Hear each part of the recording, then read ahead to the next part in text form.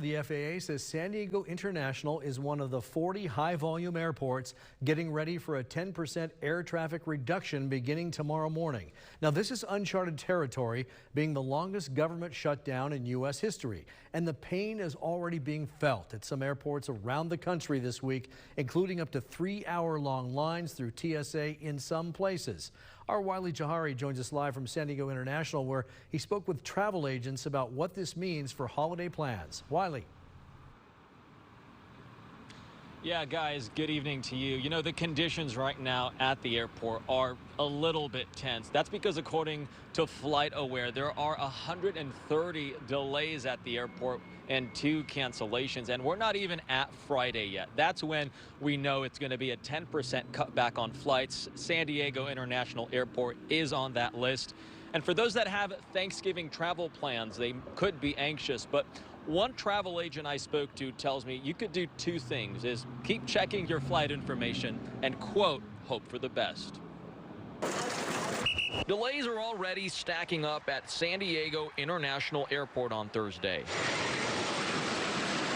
It's been a bumpy travel day, with travelers already facing longer lines and unexpected delays. And with the shutdown continuing, it could just be the start of a turbulent travel season. Our sole role is to make sure that we keep this airspace as safe as possible. Beginning Friday morning, Transportation Secretary Sean Duffy announcing the FAA will reduce flights by about 10% nationwide. Transportation officials say the move is meant to make airspace safer, but it also means fewer flights and potentially more cancellations. And for passengers who have Thanksgiving travel plans, I went to Miami. I'm going to Massachusetts. I'm going to Palm Springs. That uncertainty is already hitting close to home. All these girls have Thanksgiving travel plans, some to go spend the holiday with their family. I mean, I'm going home for family. I haven't been home since January, so it would be nice to go home, but obviously, like, if I can't, there's nothing I can really do about it. It's just unfortunate. It's too bad. Yes, we're not able to maybe go on a flight on the time that we were assigned to, but people are losing their jobs. People are losing money. It's affecting everything and everyone. But one local travel agent is still encouraging people to book Thanksgiving travel.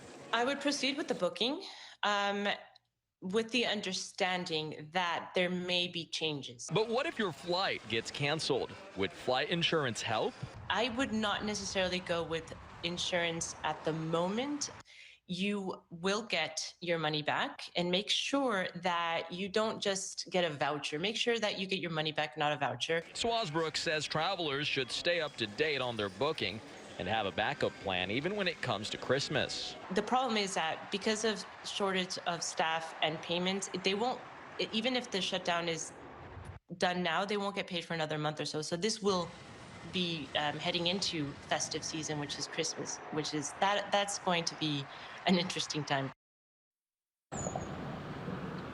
And the travel agent you just heard from shared with me that long-haul flights are less likely to be impacted. For example, if you're going from San Diego to London, you might not run into troubles. It becomes an issue when you're taking domestic flights. It's going to come down to how many air traffic controllers are working in that moment. All right, I just refreshed the FlightAware app, and that number went from 130 delays to 135.